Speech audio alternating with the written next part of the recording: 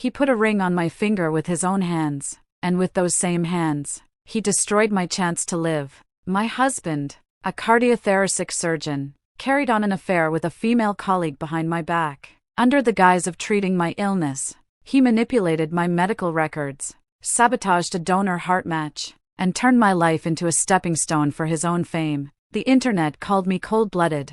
They said I was reckless. They said I didn't deserve to be saved, until I revoked his medical authorization, produced recordings and evidence, and dragged him down from the pedestal of the perfect husband to the defendant's seat. This time, I wasn't asking to be rescued. I just wanted him to pay. The nurse peeked into the room for the third time. Has Dr. Daniel arrived yet? I stared at the crack on the ceiling. It looked like a broken heart. The hospital wristband around my arm was cutting into my skin. On it were the words, "Spousal consent required for further examination." "He's busy with work," I said, the same sentence I'd repeated at least 10 times already. The nurse hesitated, her expression odd. "But I just saw him in Building 3, with Dr. Lily. They were discussing your chart." I sat up too fast. Pain shot through my chest, sharp and sudden. "He's not scheduled today," I said quietly. "Maybe something came up," the nurse replied, already walking away, as if afraid I might ask more. I pulled my phone out from under the pillow. The screen lit up.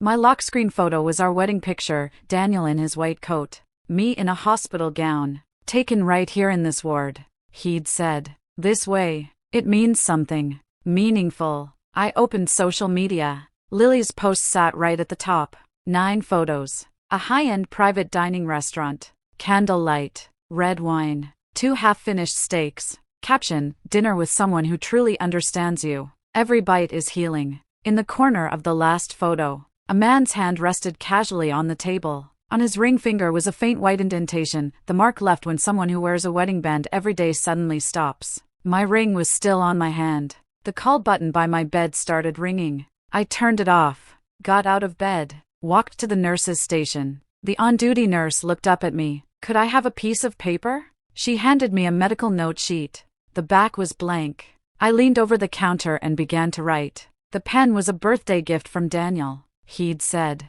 "for signing your recovery consent forms."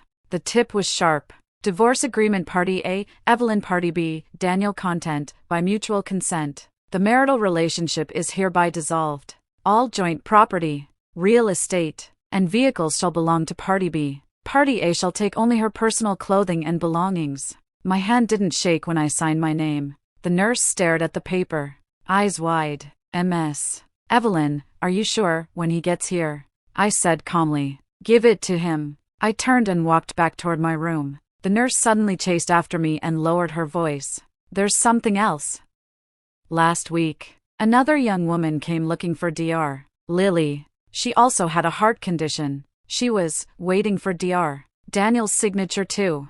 She bit her lip and hurried away. I leaned against the wall. Inside the room, the monitor beeped steadily. Beep, beep, beep. So this was it. Every one of my heartbeats had been paying the price for someone else's love story. It was 2 in the morning when I heard the key turn in the lock. I was sitting on the living room couch. Lights off. The divorce agreement lay on the coffee table, dead center, like a body. Daniel walked in, flipped on the light, and froze when he saw me. Then he saw the paper. His first instinct wasn't to read it. He rushed over and pressed his fingers against the side of my neck. "What's your heart rate?" He frowned. "You look pale. Chest tightness again?" I pushed his hand away. "About Lily," he said calmly, the same tone he used during hospital rounds. "It was a medical consultation. Your condition is complicated. We needed multidisciplinary discussion." "At a Michelin star restaurant?" I asked. "The owner's my patient," he replied smoothly, taking off his coat and hanging it up. "He wanted to thank us with dinner." "Evelyn, you always make simple things complicated. That's bad for your heart." I laughed. The sound echoed strangely in the empty apartment. 10 follow-up appointments you missed. Every single time was for my illness? Then I must be the most time-consuming wife a doctor has ever had. The doorbell rang. Daniel went to open it. Lily stood outside, wearing a silk nightdress under a coat, holding a thermal food container. "Daniel, your suit came back from dry cleaning." I was on my way and she saw me. "Oh, Evelyn, You're home too? She covered her mouth. Please don't misunderstand. I really was just passing by. Passing by. From the east side of the city to the west. A 30-mile detour. Daniel took the container from her hands, as naturally as accepting a scalpel from a nurse. Lily turned to me. Eyes instantly red. If my presence makes you uncomfortable, I can request a transfer. I don't want to ruin your marriage, no need. Daniel cut her off. Then he turned to me. You're tired. Go rest. He reached for my arm. I shook him off. The next second, his hand struck my face. The sound was sharp and loud. My right ear rang. My cheek burned. Lily gasped, covering her mouth. Eyes wide, but there was light in them. The light of victory. I didn't cry. I didn't even raise a hand to touch my face. I turned and walked toward the elevator. The apartment was on the 18th floor. The wait felt endless. Daniel chased after me. Evelyn, come back! It's late. Where are you going? Your heart can't take this. The elevator doors opened slowly. I stepped inside and turned back. Through the narrowing gap of the closing doors, I looked straight into his eyes and said, slowly, you're going to regret that slap. The elevator descended. My phone vibrated. A message from Lily. I'm sorry. I didn't mean for this to happen. Are you okay? I didn't reply. I blocked her. The next afternoon, my parents arrived. My father didn't even put his briefcase down before he started yelling. Have you lost your mind? Do you know what kind of man Daniel is? He's one of the top cardiothoracic surgeons in the country. You're the patient. Without him, who's going to care whether you live or die? My mother cried and hugged me tightly. Sweetheart, listen to Mom. Men make mistakes. With your condition, having someone to rely on is already a blessing. Why be so picky? Lily is his colleague. My father pointed at my face. What's wrong with coworkers having dinner? Why are you so small-minded? But Dad, I said quietly, lifting my face. He hit me. A faint red mark was still visible on my cheek. My mother froze for a second, then cried even harder. That must be because you pushed him. You must have said something awful. Daniel is such a gentle man. They forced me to go back to the apartment to talk it out properly. I opened the door and froze. The living room had turned into a sea of flowers. Roses, lilies, baby's breath. Every corner filled. On the dining table, a heart patient approved nutritional meal. Broccoli, chicken breast, brown rice. Beautifully plated. The walls were covered in photos. Our first date. The day I collapsed and he carried me to the ER. Him waiting outside the operating room. Our wedding anniversary in a hospital ward. Every photo came from my private albums. Daniel walked out of the kitchen wearing an apron. Eyes red. Voice choked.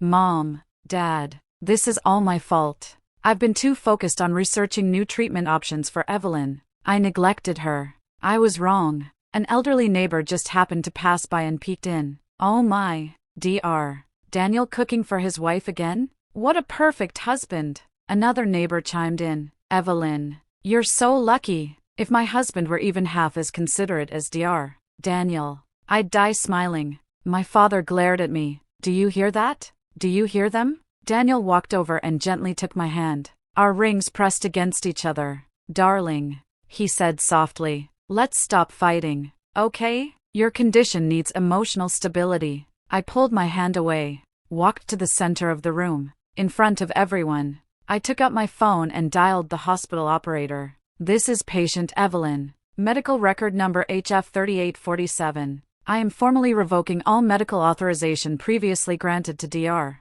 Daniel. Effective immediately. From this moment on, all of my medical records, test results, and treatment plans are confidential from him. If legal confirmation is required, I will sign in person tomorrow. There was a pause on the other end. Are you certain? Once revoked, Dr. Daniel will not receive any notifications, including donor heart matches.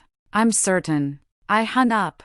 The room fell silent. The gentle expression on Daniel's face cracked like plaster and fell away. For the first time, something unfamiliar appeared in his eyes. Fear. That weekend, both families gathered for dinner. A private room at a hotel. Daniel arrived early and arranged everything himself. There was even a banner on the wall, hand in hand for life. Through every storm, relatives arrived one by one. Each of them patted Daniel on the shoulder first. Hang in there. You've suffered enough. This isn't easy for you. During dinner, Daniel stood up, raised his glass, voice trembling. I've reflected a lot these past weeks. I wanted so badly to cure Evelyn, to save her, that I spent all my time studying her case, contacting experts, searching for new treatments. I neglected her feelings. He wiped at his eyes. But I truly love her. Without her, my life has no meaning. My aunt dabbed her eyes. My cousin passed tissues. My uncle nodded. A man with ambition isn't a bad thing. When it was my turn to speak, I set my chopsticks down. You don't love me, I said quietly. The room went still. You love the act of saving me. You need a patient to prove you're a hero, a saint. I'm just a prop in your narrative. I looked straight at him. The sicker I am, the greater you look. The more I depend on you, the more valuable you feel. My father slammed his glass onto the table. Nonsense. Without Daniel, would you even be alive today? Every time you were critical, who dragged you back from death? My mother grabbed my arm, crying. Can't you be a little grateful? Do you have to embarrass everyone like this? Lily was sitting in the corner. She'd been invited as a colleague and close friend. She spoke softly, gently. Evelyn's emotions have been unstable lately. It could be a medication side effect. Our hospital's psychiatry department is very professional. Maybe we should, under the table. Daniel grabbed my hand. His fingers dug into my skin. He leaned in and whispered, "Only for me, enough. You have nowhere else to go." I pulled my hand back and stood up. "From today on," I said clearly, "my illness is my responsibility. My treatment is my decision. And my life, or death, is mine to bear." Before leaving the room, I turned back once. Daniel stood there, eyes cold as a scalpel. Lily was pouring him tea. She was smiling. That night, I went to an electronics store. I bought the smallest voice recorder they had. Clip on. The switch hidden inside a pocket. A week later, Daniel appeared on the highest-rated medical talk show in the country, Guardians of Life. The theme was Studying Medicine for Love, the legendary devotion of a heart surgeon. In front of the cameras, Daniel wore a white coat. He'd already been suspended, but the production team didn't know. His voice was deep, steady, magnetic. My wife was diagnosed with dilated cardiomyopathy at 20. Doctors said she wouldn't live past 30. I was working on Wall Street at the time, making 7 figures. I quit my job and went back to medical school. Because I wanted to save her. I had to save her. The audience sniffled. Lily sat in the guest section as a longtime friend and colleague. The host asked why she'd recently resigned. Her eyes filled with tears. I didn't want to cause misunderstandings. Daniel and I are purely colleagues and friends. But maybe Evelyn can't understand our professional chemistry. So you gave up your career to protect their marriage? The host asked emotionally. Lily nodded, tears falling. If my leaving brings them happiness, it's worth it. The camera zoomed in on her trembling lashes. At the end of the show, Daniel faced the camera, eyes red. "Evelyn, I know you're watching. I'll wait for you to come home, no matter how long it takes." That night, the internet exploded. Top trending, #Daniel the perfect husband, #Lily resigns for love, #Evelyn cold-blooded wife. My social media was flooded. Go die and let Dr. Daniel go. You're sick and still causing trouble. Deserved. Lily is 10,000 times kinder than you. A design client I'd worked with for 5 years emailed, "Evelyn, regarding the new museum project, the board feels this may not be a good time to continue. The public pressure is too much." I replayed the show, in slow motion, and noticed 3 cuts. First, the email I'd sent the producers explaining the divorce and Lily's involvement, gone. Second, photos of Daniel and Lily traveling together in Europe last year, cut. They thought no one knew. I had hotel records. Third, the audio evidence of Lily sabotaging my donor match, cut. Not relevant to the theme, they'd said. They weren't creating a love story. They were forging a knife and forcing me to stab myself with it. 3 years ago, I'd received a call. "MS. Evelyn, we've found a compatible heart donor. The family has consented. Surgery can be scheduled in 3 days."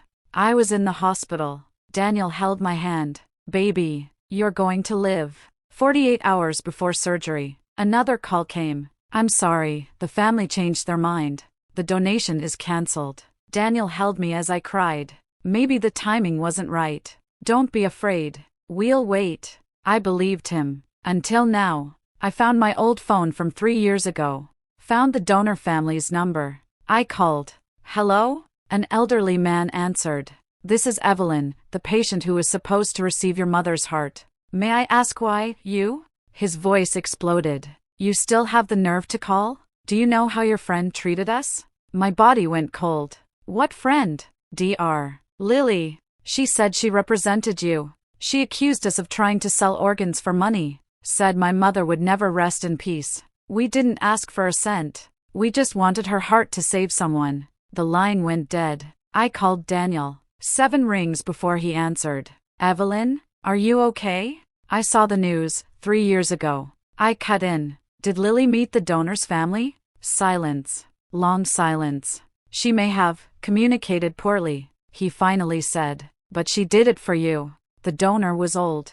The heart might not have been ideal. Lily's a professional. That was my heart. I screamed. My choice. My life. Calm down. His voice hardened. Without my professional judgment, you don't even have the ability to assess a heart. You're emotional. You don't understand medicine. That night, my heart nearly tore itself apart. Pain like a hand crushing it inside my chest. By the time the ambulance arrived, my consciousness was fading. A nurse asked, should we contact her husband? I shook my head with the last of my strength, then reached under the pillow, pressed the record button, slipped the recorder into my hospital gown pocket. Before blacking out, I heard, blood pressure 60/40, ventricular fibrillation, prepared defibrillation. I spent 3 days in the ICU. When I was transferred back to a regular room, Daniel showed up every day. He brought soup he'd cooked himself, fed me spoon by spoon in front of the nurses. They whispered to each other, where do you find a husband like that? Evelyn really doesn't know how lucky she is. On the 5th day, just after noon, something happened on the hospital rooftop. The shouting was so loud it echoed through the entire inpatient building. I'm pregnant. 2 lines on the test. What are you going to do? You can't say anything right now. Evelyn's still hospitalized. She can't handle this. She's going to die anyway. Are you waiting for her to die? Shut up.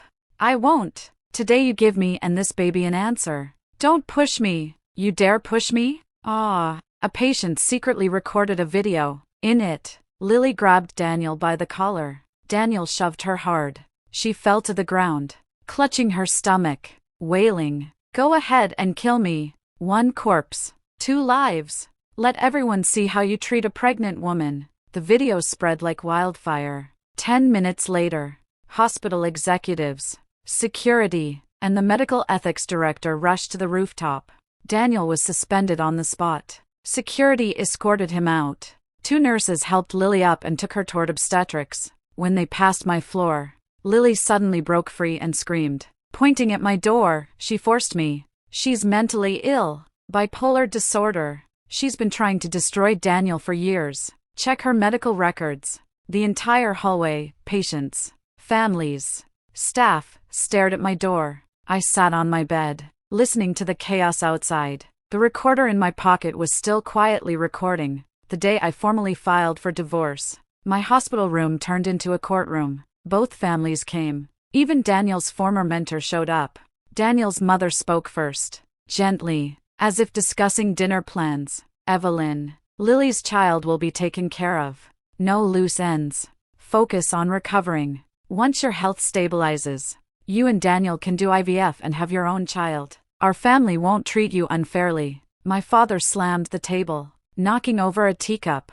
They've already compromised this far. What more do you want? Do you have to destroy everything? My mother knelt by my bed, clutching my hands. Sweetheart, please. The child is innocent. Can you really let a life disappear? Just think of it as adopting a child, okay? Lily was wheeled in on a wheelchair. She insisted on apologizing in person. Her face was pale. Her hospital gown hung loose. Her eyes were swollen red. Evelyn. I'm sorry. She trembled. I'll terminate the pregnancy. I won't use the baby to trap Daniel. Please don't sue him. He's a good doctor. He saved so many lives. You can't destroy him. Everyone looked at me, like I was a cold executioner, a heartless monster. Daniel walked to my bedside. eyes red, and dropped to his knees. Honey, I was wrong. I was truly wrong. Let's start over. I'll transfer Lily away. We'll leave this city. Start fresh. I just want you and our family. I pulled my hand away, reached under my pillow, pressed play. Recording 1, Lily's voice, sharp, clear. That old woman's heart wasn't suitable anyway. The family kept asking for this and that. I told them off directly. She should be thanking me. I saved her trouble. Recording 2, Daniel's voice, tired, impatient. She revoked authorization. It's inconvenient. We'll need to push her into an emotional breakdown. Once psych issues a report, we can regain control of her medical decisions. Recording 3, my father's voice, from yesterday. If you divorce him, don't expect us to help you. Medical bills are your problem. The house isn't yours. Think carefully. The recordings ended. The room was silent except for the ventilator's steady rhythm. Lily's face drained of color. Daniel collapsed on the floor, hollow. I took out my phone and connected it to the TV. The screen lit up. High-resolution photos. Daniel and Lily at a private chef's restaurant. Not a medical consultation. They were kissing, deep, unrestrained. Timestamp in the corner, October 18, 2023, 7:32 p.m. The exact date and time of my 10th solo follow-up appointment. The 10th time I sat alone on a hospital bench waiting for a husband who would never come, while he kissed another woman. My lawyer's name was Julian Carter. He and Daniel had been classmates, same year, same cardiothoracic program. Julian emigrated to Germany 3 years ago and had just returned. 3 years ago, Julian said, sliding a thick folder across the table. Daniel asked me to evaluate that donor heart. I ran a full assessment. My conclusion, highly suitable. Estimated success rate, over 85%. He flipped to a page and pointed at the signature line. I sent him the report overnight. The next day, he rejected it, claimed the family withdrew. I stared at the paper. Daniel had signed declined. No reason given. Julian closed the folder. Now I know why. He needed you sick. If you recovered, his devoted savior story would collapse. Lily was his accomplice. She filtered out every real chance you had at recovery while playing the role of the kind colleague. Together, they protected his image. The hospital launched an internal investigation. Daniel was formally suspended pending disciplinary review. The media tone shifted. The first in-depth expose headline read, #Did he study medicine for love or for fame? The follow-up, #Lily audio leaks, kind colleague or professional mistress. My design clients came back, bringing new projects. The biggest one came from the German Heart Center's new campus. Recommended by Julian. They reviewed your portfolio, Julian said. They were impressed. And, they know your story. Lily tried to fight back. She posted a long statement claiming the recordings were fake, AI-generated voices. 3 days later, a certified forensic lab released its report, authentic recordings. No edits. No synthesis. She switched tactics. Went live. Crying. I was coerced. Daniel abused his authority.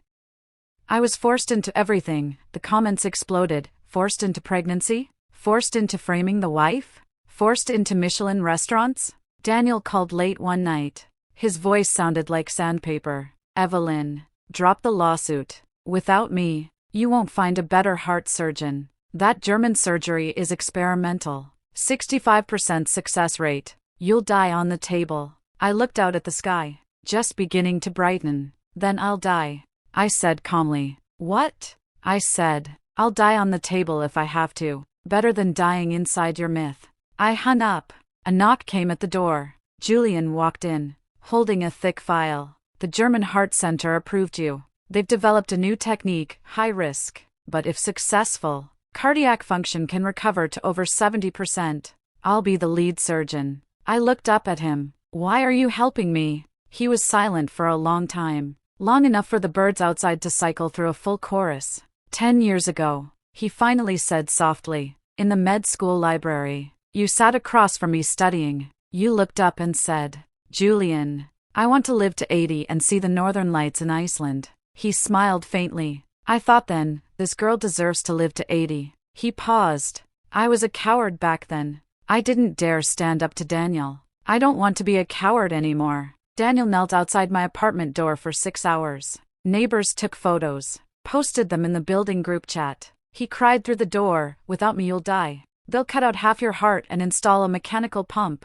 You'll live on batteries for the rest of your life. I slid the German consent form under the door. Lead surgeon, Julian Carter, emergency contact, Julian Carter. Daniel stared at the signature. Then his eyes lifted, pleading, turning feral. So you and him, you were together already, weren't you? That's why you want a divorce? That's why you're going to Germany? I answered calmly through the door. You're only asking now? Didn't you always believe that without you, no one would ever want me? He kicked the door, screaming, "Open up! You're mine. Your life belongs to me. I won't let you go to another man." I pressed the alarm. Security dragged him away. His screams echoed down the hallway. "You'll regret this. Only I can save you. You'll die without me." 3 days later, Lily went completely feral. She created dozens of burner accounts, posted everywhere. Evelyn slept around before marriage, 3 abortions. She isn't sick at all, she faked it for sympathy money. She's been with Julian all along. Daniel is the victim, but the internet isn't stupid. People dug up her old accounts, 3 years worth of comments under Daniel's posts. "Dr. Daniel is so handsome. I hope my future husband is as gentle as you. A real angel. Any woman who marries you is blessed." Timeline aligned. Public opinion flipped overnight. So she infiltrated for 3 years? That's chilling. Sabotaging the heart match to stall until the wife died? The hospital released its final statement at 3 a.m., Daniel's usual time to get off work, if he still had a job. Following investigation, Dr. Daniel Chen is found to have committed severe violations of medical ethics, including falsifying medical records, manipulating patient treatment decisions, and engaging in inappropriate conduct during marriage. Decision: permanent suspension, revocation of hospital privileges, and referral to the state medical board with recommendation for permanent license revocation. The night before surgery, Julian stayed with me in the hospital room.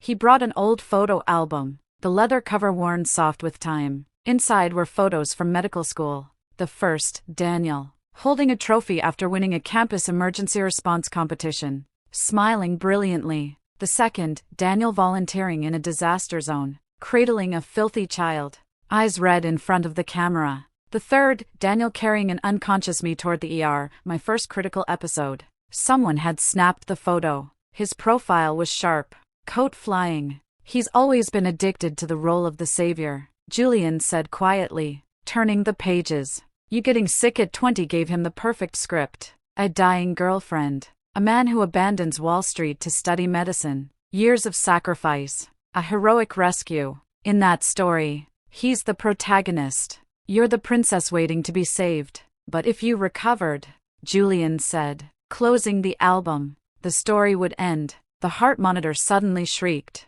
My oxygen saturation dropped. Breathing became impossible. Nurses rushed in. "Prep oxygen. Call the attending." Through the haze, I saw Daniel standing in the doorway. A hallucination. White coat, just like before. He said, calmly, "See? Without me, you won't even survive tonight." I grabbed Julian's hand with the last of my strength, nails digging into his skin. "Tomorrow," I gasped. "Surgery. I want it. I want to live." The surgery lasted 10 hours. Daniel tried everything. He called former mentors in Germany, medical associations, anyone who might exert pressure. "That procedure is experimental. 65% success rate. You can't gamble with a patient's life." The German Heart Center's response was uniform and cold. "Patient Evelyn has signed a fully informed consent. She is a competent adult. You are an ex-spouse with revoked medical authorization. You have no standing."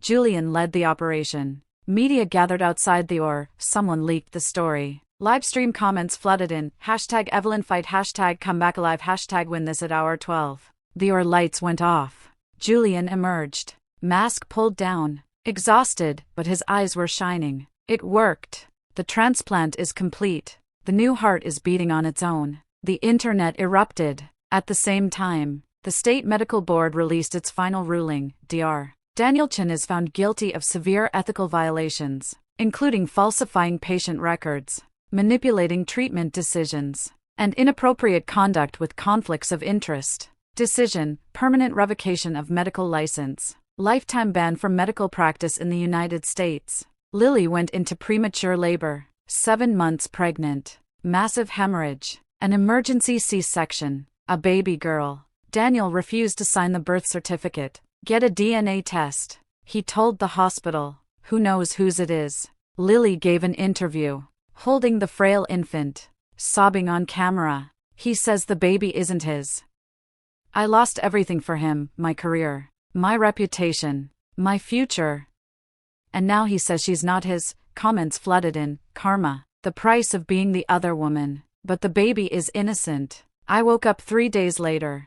Sunlight poured through the window. Warm. Golden. Julian was asleep at my bedside, still holding my fingers. I moved slightly. He startled awake. Eyes bloodshot. You're awake? How do you feel? Pain? Dizziness? I looked at him and said, I won. 6 months later, Evelyn Carter Architecture Studio officially opened. My first project was the rehabilitation garden for the new German Heart Center campus. During an interview, a reporter asked, from being a heart patient to designing a heart center, how does that transformation feel? I looked into the camera. I used to be the person lying in a hospital bed, staring at the ceiling. Now I'm the one designing ceilings.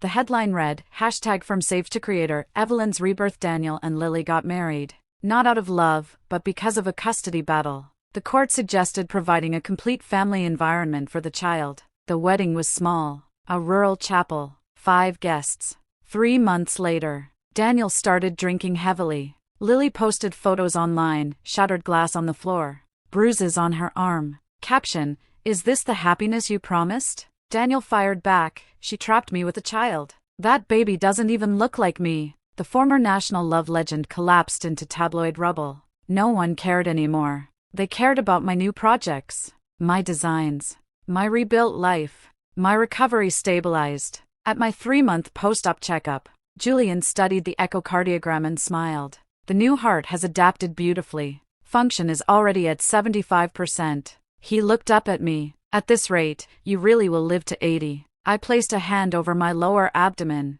There's something else, I said softly. Maybe even longer. He frowned. What? I'm pregnant. 8 weeks. The report slipped from his hands, papers scattering across the floor. He stared at me for a full minute, then crouched down to pick them up. His shoulders began to shake. He cried, kneeling there, holding my legs, sobbing like a child. At the medical school's centennial celebration, Julian and I were invited as distinguished alumni. 1,000 people filled the auditorium. In the far back corner sat Daniel and Lily. They were alumni too, but now relegated to the edges. Lily held the baby, crying non-stop. Daniel stared at his phone, ignoring her. During QA, a young woman with a ponytail stood up. Ms. Carter, she asked, after everything you went through, betrayal, harm, do you still believe in love? The room fell silent. Julian took the microphone. This is a question, he said. I waited 10 years to earn the right to answer. He turned toward me under the spotlight. The day she got sick at 20, I told her, you'll live to 80. She smiled and said, then you have to watch me live to 80. For 10 years. I watched her survive ICU after ICU, watched her marry someone else, watched her be betrayed, hurt, publicly shamed. But I always believed she would live to 80. He took my hand and raised it, because I promised myself I'd take her to Iceland to see the northern lights. Thunderous applause filled the hall. I took the microphone. I am not a princess waiting to be saved. I am a king who rebuilt a castle brick by brick from ruins. Love is not rescue. Love is two whole people choosing to walk side by side. After the ceremony, security politely escorted Daniel out. Dozens of alumni had jointly complained that he was morally unfit to represent the school. He stopped in front of me, unshaven, sunken eyes, a yellowed collar. Congratulations, he said hoarsely. Thank you, I replied. No hatred, no triumph, just distance, like speaking to a stranger. He seemed to want to say more, but Lily rushed over, dragging him by the arm. Let's go! Haven't you embarrassed us enough? He looked back once, then disappeared into the crowd. Julian and I married in Iceland. Above us, the northern lights flowed like spilled paint, green, purple, pink, rolling across the sky. No family, no friends, only a local pastor and 2 Chinese tourists who happened to pass by and agreed to be witnesses. A portable heart monitor sat nearby. Quiet. Steady. Heart rate, 72 oxygen, 98% normal. Like a miracle. Lily raised her daughter alone. She worked as a supermarket cashier. Someone posted a candid photo of her in uniform. Caption, once the kind colleague. Now, the comments were sparse. Daniel tried to make a comeback. He opened a medical consulting company. No clients. Later, he took a job as an assistant at a suburban clinic, checking blood pressure, drawing blood, filling charts. The owner was a former patient. Out of pity. 3 months later, Daniel argued with a patient who questioned his diagnosis. He was fired. My studio won an international award, Medical Space Design of the Year, at the award ceremony. A reporter asked, "Your story has inspired countless people. What would you like to say to those still struggling?" I looked into the camera. I used to try to prove things. That I deserved love. That I was strong. That I wasn't a burden. Now, I don't need to prove anything. I am alive. I breathe. My heart beats. I work. I love and am loved. None of this requires anyone's permission. I am whole, independent, free. That night, I received a message from an unknown number. You won. I lost. But I will hate you forever. I'll hate you until I die. It was Daniel. I didn't block it. Didn't reply. Didn't screenshot it. I simply deleted it. Like deleting a wrong medical record. An expired prescription. A diagnosis I no longer needed. My heart beat steadily in my chest. Thump, thump, thump. As if saying, I am me. Outside, the aurora continued to flow. Julian wrapped his arms around me from behind, his hand resting gently on my growing belly. Is the baby behaving today? He asked. Very. I smiled. Quiet and determined. Just like her father. A daughter? Yes. I dreamed it. He kissed my hair. Then let's name her Aurora. Why? Because the northern lights shine brightest in the darkest, coldest skies. Just like you. Just like us. Our rings glowed softly under the aurora. The monitor numbers stayed steady. 72. 98%. 120/80. Normal. Like a miracle. But I knew this wasn't a miracle. It was every tomorrow I fought for with my own hands.